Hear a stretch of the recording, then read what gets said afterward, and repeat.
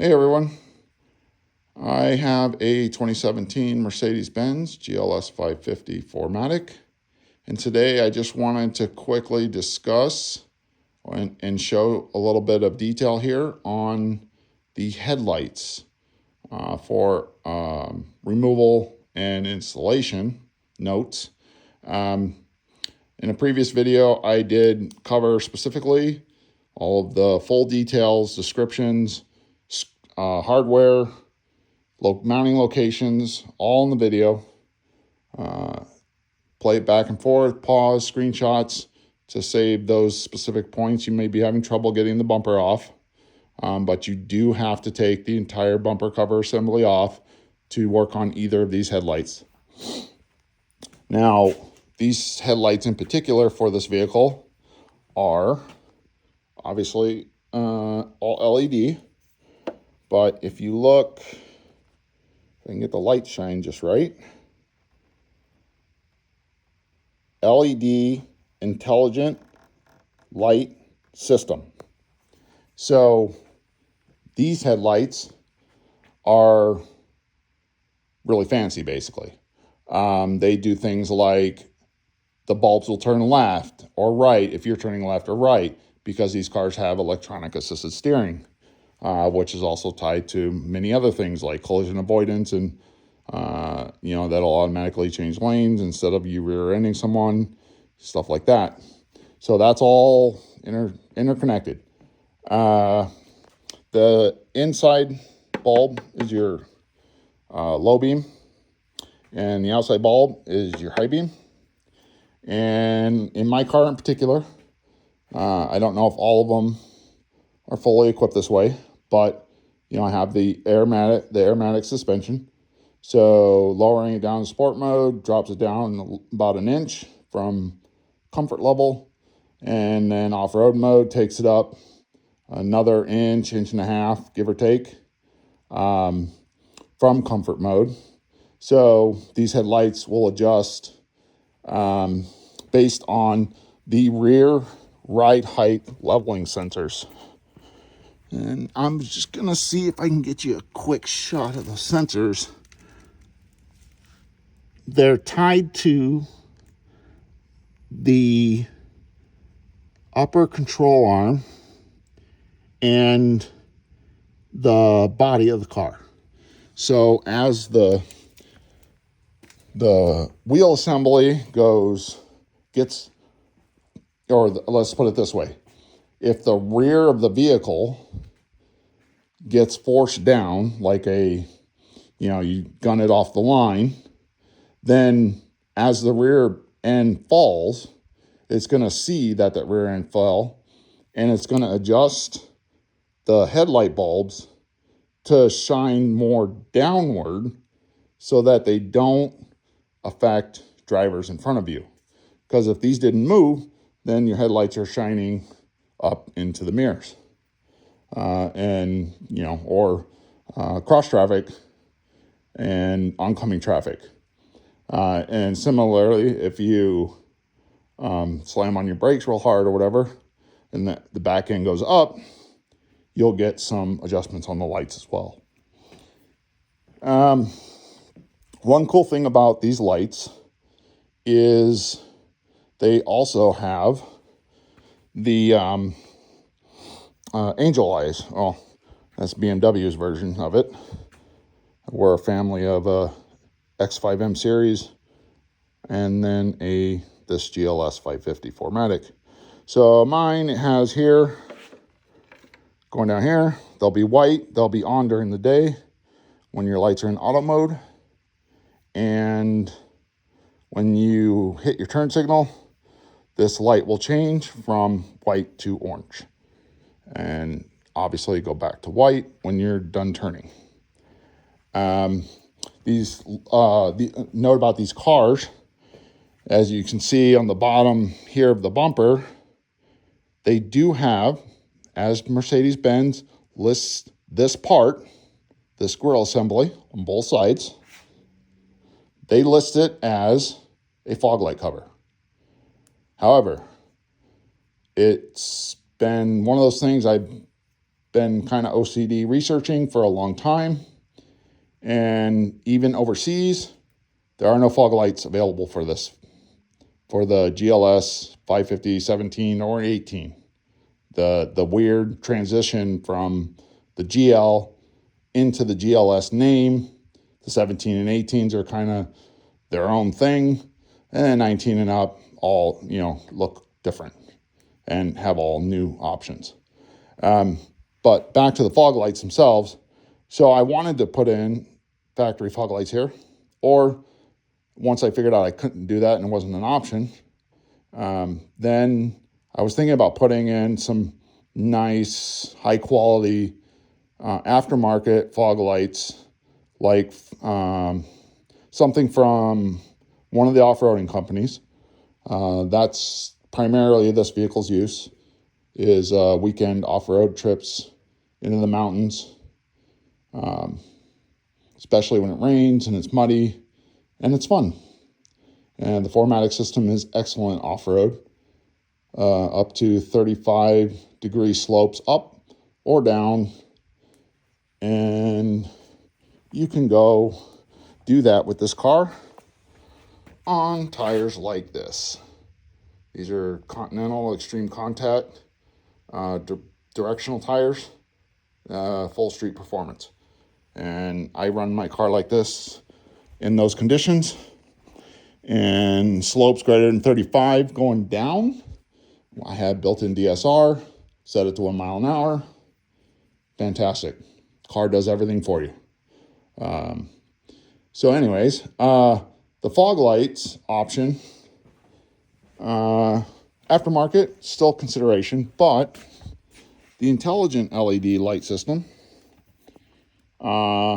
still works to imitate a fog light appearance in front of you, should you need it. So you have your fog light button right here next to your headlight switch. And then, as you may know, your daytime running light will be here. Your headlights will be like right in here if they're on.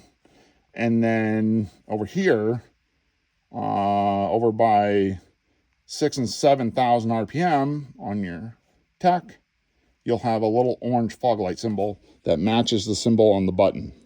So you can turn that on. The intelligent system will understand you need light to help you drive through fog. And these headlights will do that for you. So smart system, great system actually. Wanted to put the cool fog lights, like I said, but the headlights actually take care of it completely. So, quick note on the headlight itself. When you're looking here at the behind the headlight, this screw right here is the same on both sides of the car. It is your physical headlight height adjustment. So if you've ever done headlight adjustments, generally in the, let's see if we can see that on the wall there. Generally here, I'm just in front of the headlight. I got a little laser on the wall there. You would have one, your passenger headlight would say be at this height, but your driver's headlight will be down a little bit here. And that's for traffic on a 2-lane road where you're driving next to traffic going the opposite direction. So that the driver's side headlight doesn't naturally blind the oncoming traffic. So that's typically how you would adjust that mechanically. But like I mentioned, these headlights are pretty smart and take care of most of that for you. And especially if you can get the intelligent high beam assist coating done on these. The coating procedure is available. I'm going to add a link in the description. I found it after lots of research. It's from another post on the forums. and it's very detailed. You need a laptop. You need Sentry. You need we're up to at least a C4, C5. I think the newest one's a C6 for your multiplexer to interface your laptop into the OBD port to access that coding and perform those functions. So that would help with the system being able to do a little bit more with where and how the lights react to cars both in front of you and coming across from you, cross traffic and oncoming traffic on the other lane. And that whole system runs off of your cameras up here. So you have 3 cameras up here. This car does have the traffic sign system in it. So it sees traffic signs on the side of the road. It knows they're white here in the US, like speed limit signs. And the headlights will send a beam over to that speed limit sign and make it brighter so you can read it. And then once you pass it, the headlight beam will shut that one off, or that specific beam off, and just refocus on the road in front. On that note, this system for these headlights, how was I going to say that?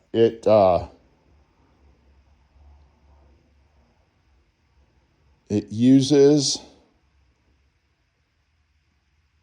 the cameras up there with the rear ride height sensors and input from the driver for steering, left, right, body roll conditions, because you have sensors on each of the 4 corners of the car on the suspension, so it knows if you're rolling left, right. It compensates for those. So all of that input can affect how your headlights are acting or performing. So it's a pretty intelligent system, as the name states. Just took a little while to figure out how everything is interconnected and what it does and what else you could do with it, because the cars that are not in the US have that extra coating for the high beam assist mode that is automatically disabled for US spec cars. That is due to an old National Traffic Safety Board law that says you cannot have high beams on when you're driving behind people or you got traffic coming in the other direction on a 2-lane road, for example. These lights, if you can get that coded and activated, your high beam mode, when you switch it on to high beam in there, normally it just says auto. So I say A. I haven't been able to determine or see yet through research if the symbol itself will change. I feel like it won't. It's just still going to stay auto, but they will stay on more on dark nights and roads and whatnot, even if you got oncoming traffic or you're following behind someone. There's a great video on YouTube about how that system works. I'll see if I can throw that in the description. But the high beam LED itself has, if I remember correctly, it has 24 individual LEDs. And so that's why what I mentioned about the street signs, and for the US, it knows that those informational signs are white, so the camera can pick them up fast. And then over in the corner of the light, because it has an array in there of those 24 LEDs, and so instead of having some over here in the very outside edge, those will shift from going forward and they'll round up and start pointing up at the sign. And that reflection gets transmitted back to the cameras up here on the top of the windshield. And that's how you get your nice bright speed limit signs when you're using this lighting system down the freeway at night, or city streets and whatnot. So the smart mode, or the high beam assist mode, if it could get activated and programmed and everything, when you're following behind a car, it will darken the lower center portions of the 24 LED array, which to your view will make the area about 8-ish feet behind the car that you're following and up the length or the height of the car. So none of the high beam light that you're projecting, it makes it all black around the car in front of you. It like tries to erase the car per se, so that it's not there. And the high beams will, that array going around that area that it turned off, or it redirects some of them. And what's cool is it'll redirect that light to go around the car. And really cool in that video, explaining that system. And of course, you can get all your Mercedes software online. There's plenty of OBD, VXDiag. All those guys got hard drives, preloaded software, offline mode, of course. You're not connecting to Mercedes with it, but you can do a lot on your car without going to the dealer. Like, for example, adding this feature that they won't add for you. So that's about it for the lighting system itself. I wanted to share let me get the bumper cover down a little bit more. And found a good way to support that because it's kind of heavy. So again, back to this one. This is your height adjustment screw. Below that, there's another plastic tubular assembly with like little gears on the bottom, and then like a little gear on the bottom, and then a little metal insert that also is threaded. And once you get your headlights set, that's what you use to set the height, like I mentioned earlier. Like you would use the wall to make sure that your right headlight is a little bit higher and your left headlight is a little bit lower. And usually the heights required for headlights at a certain distance from a wall, and then measured at a certain height from the floor to whatever it is, 20 inches, 25, 35, depending on your vehicle. And then all you do is you pop that screw back in. That'll be your last screw you put in.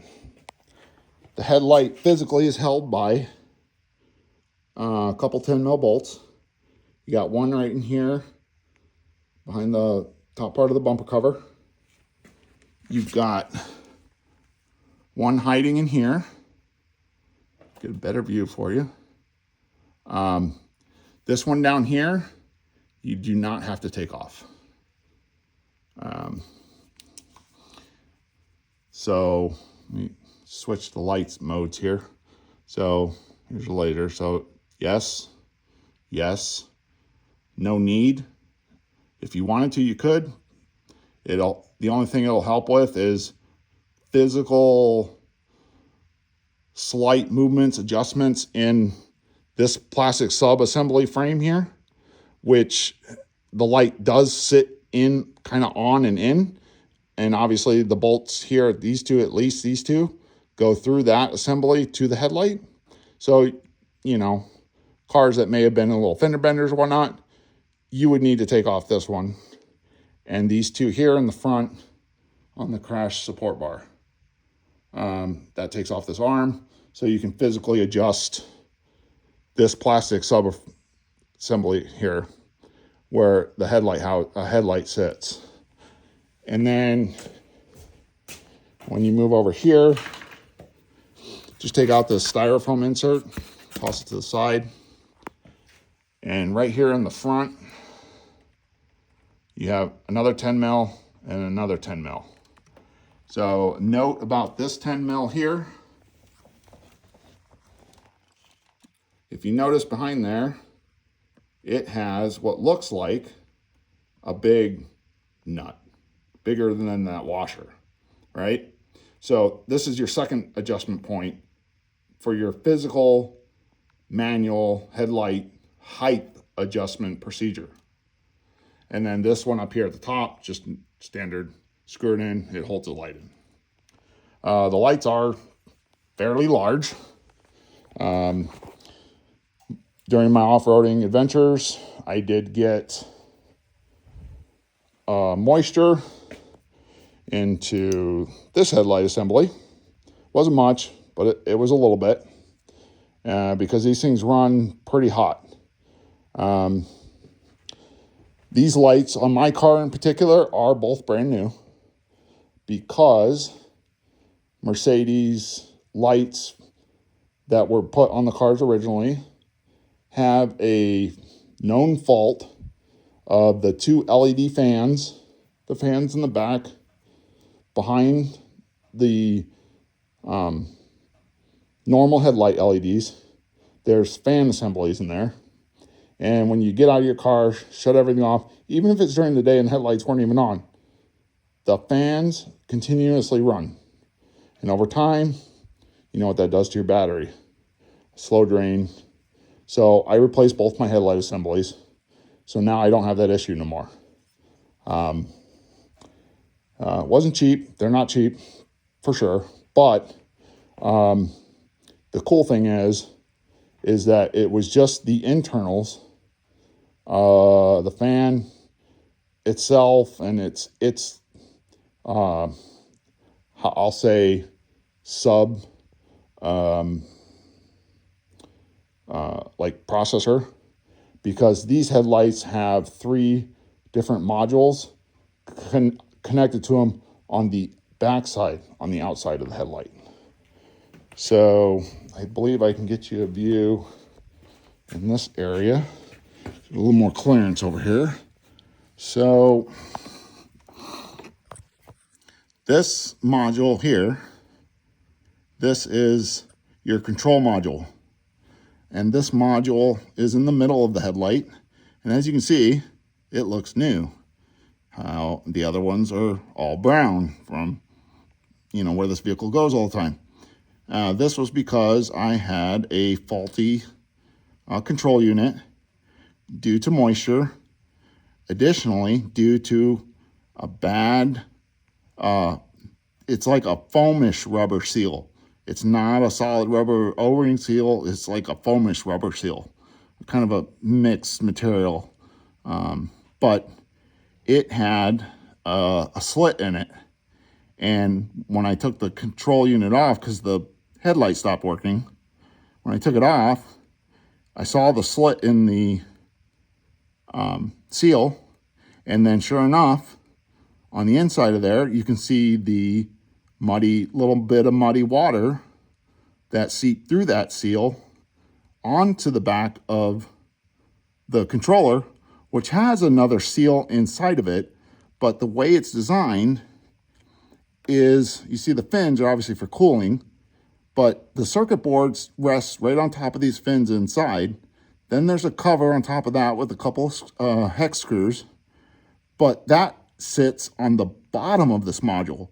So if you get moisture in, say you get moisture in up around the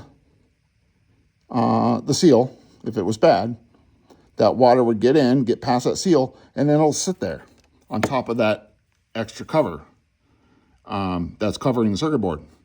Well, around the thin edge of that cover inside of there, it is not perfectly sealed. So the water made it past that as well and got to the board and fried it. So anybody off-roading Mercedes, plan for little stuff like that, especially if you do a lot of water crossings. you might run into those issues. You got your additional control module here. And the last one, if I can get the right angle for you.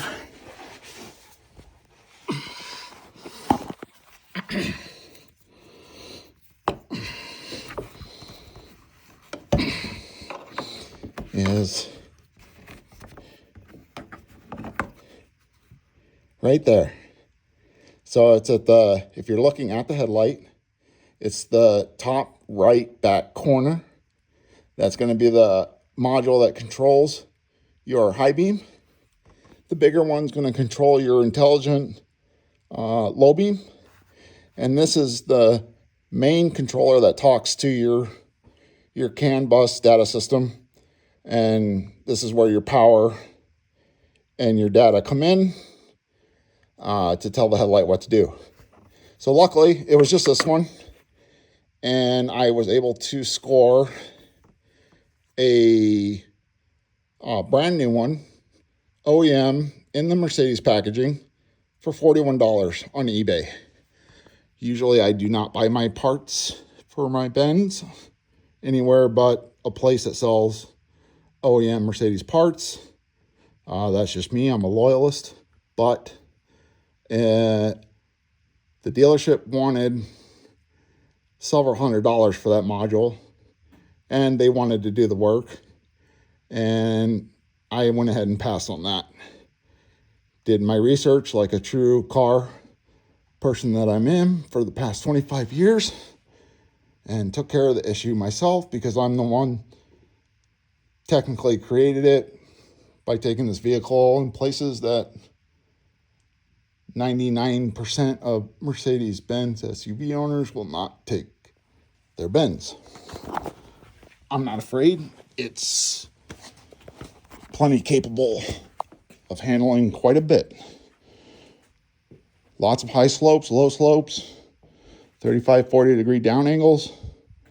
The only thing I ever came up with that is you got to use DSR, set it to 1 mile an hour, let the car do the work because you can't do it with just the brakes. And sometimes you get oil engine, low oil warnings because you've shifted the oil really far forward or far back inside of the pan. And even though there's designs in the pan to keep that a bit more even, like they do with fuel tanks, still, you push it too far, it'll give you the warning. But don't worry, as soon as you're done, you'll be fine. So that's the headlight itself, and the modules that control it. And we went over the 2 points of physical adjustment. So you get it, close in the spec that it needs to be per the procedure in Century on height, measurement, distance from the wall, all that good stuff. Once the physical stuff's all done, then the cameras and the LEDs and the data system with all of its monitors will take over and control the headlight height and direction of the bulbs for you. And the other thing that I did find in my research on these headlights too, which was kind of interesting, and I think it was as a result of the known fan issue. There's a video, if I can still find the link for it. There is a complete teardown video of the headlight itself. So you would take the modules off the bottom, obviously, the 3 that I just shared, and have the headlight out. Then from there, you can disassemble this entire headlight assembly. And when I watched the video, there wasn't a procedure like on old school headlights when we used to bake our headlights to change the lens covers. Well, you don't have to do that on this one. Everything comes out from the back side of it. So you can disassemble that down into, to me, it looked like roughly 100, 110 pieces when all was said and done, between screws and little circuit boards and little wire harnesses, like tiny ones, and these little covers and all the stuff, there's a lot of stuff inside of the headlight. So when I got mine replaced, I wanted to mention that about the modules. That's why I shared that part, because the headlight assembly will come without the modules. So if your modules are fine, you can just order the headlight assembly itself and swap your modules over. Or get real brave, check out that other YouTube video of the full disassembly of the headlight, and where you could acquire the parts to rebuild the headlight assembly yourself. But that would be up to the end user, which choice they'd like to do. Overall, great system for the car. Does really good off-road, bad weather, fog. I've loved it the whole time I've had this vehicle. I have no complaints about it, except for it had a little bit of a faulty seal in there. But luckily, I was able to keep that cost down and keep on rolling down the road. And if you're doing any accessory upgrades, you may notice in my video, you might see, you see these LEDs, you see the extra air horns in the front. I've got some other videos on air horn kit install and integration here into the car. This car has full LEDs underneath, around, and through the entire front assembly. There's another video on that. And underneath the bottom of the headlight, here on this side are your horns, and on the other side is your wiper fluid container, which has both feed lines, one for the window wipers and one for the rear wiper. Just as another note here, this box here is your Distronic radar. My car has Distronic Plus, which also includes the feature of stop and go traffic. So you don't have to touch the steering wheel, the gas, or the brake. You just kind of sit there and play on your phone until you're through traffic. And again, that sits behind the star, which I don't have in right now because I was testing and disassembling this bumper. But you can also, when you're doing, if you're doing any add-ons or new accessories, or you need to run some cabling for something you want to add, this is a good spot on both sides to run wiring looms through.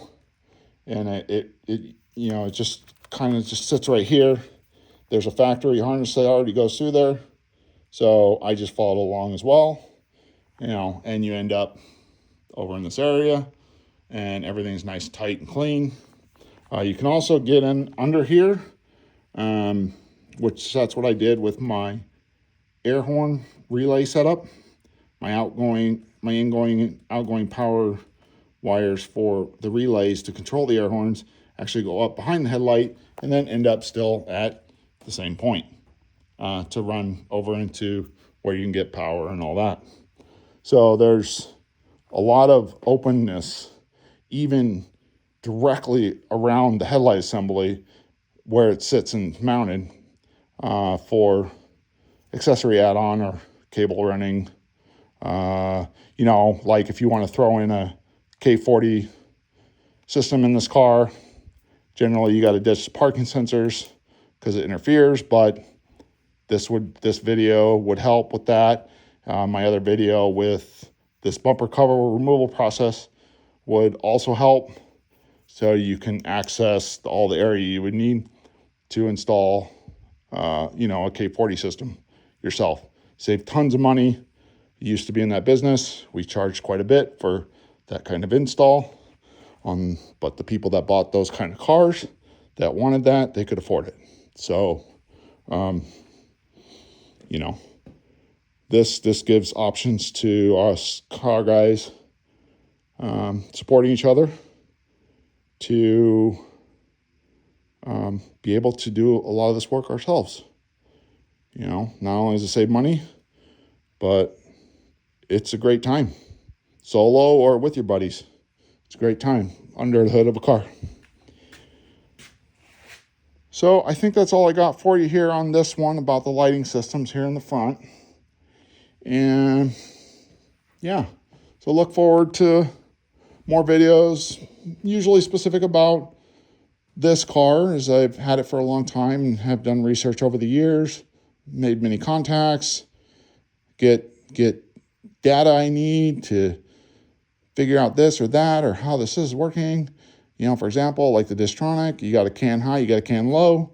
There's certain voltage readings coming from those two data wires that if they're not in this range or that range, your module's bad, and you could be spending $2,000 plus $1,000 in labor at the dealer just to get that module replaced. You know, there's just lots of these little things that the GLS, you know, is sort of known for. There's obviously the list on the internet of the 8 big items it's known for. One of them's actually on the top of the engine, 2 timing cam gear timing covers. The oil actually leaks directly through the VVT solenoid and then consequently directly into the copper wiring of the harness, and it starts corroding the copper wire within the harness, and you have no idea until it's borderline too late and you have to do a repair on the engine harness. And from the dealer, that's going to be outrageous. I couldn't tell you how much, but if you've had any major work done on these motors in these cars, this entire body gets lifted up off the car. So then it's just a rolling chassis with all of your main components, your motor, your trans, your diffs, drive shafts, suspensions, all that kind of stuff. The body and everything else you see, all the, you know, everything connected to the body, that all just gets lifted in the air, and then that bay is set aside until, you know, you're done working on the motor. This car, just as a quick note, has these plastic coolant lines, and they're known for deteriorating a little too fast. My car had to have all of the coolant lines replaced that run about between 14 and 19 inches down from the top of the motor, that are interconnected throughout the back of the motor at that height and around for the turbos, to keep them cool. And most of those were leaking at one point, and it was no less than $5,500 just to get started on that because of the splitting the car in half to do the work. So most of the job was labor because of the process. You can't hardly work on this motor. You can do a couple things on the top, but if you need to go down past the top of the cylinder heads, forget it. You got to separate the car. So it's a challenging car to own as a car guy, but if you're determined and you're loyal to the brand, it's a great vehicle to have. And I've tested it very thoroughly off-road in lots of situations. It rocks the whole time. And you could be one of those guys out there in the middle of nowhere with your massaging heating seat on, listening to your music on your nice comfortable leather in your Benz while you're kicking it up with all the Jeeps. It's a good time. Get a lot of thumbs up for taking this kind of car out there. So that's it for me on this. I know I touched on almost everything I could think of in total for the headlight system. And, you know, since we got it open, share a few other things that are going on down here, different things you need to get to if you need them. So I'll put all the keywords in the description, so this might help out somebody else that may not be interested in the LED part, but interested in the other items that we kind of went over here. So that'll do it for tonight. Thanks, guys.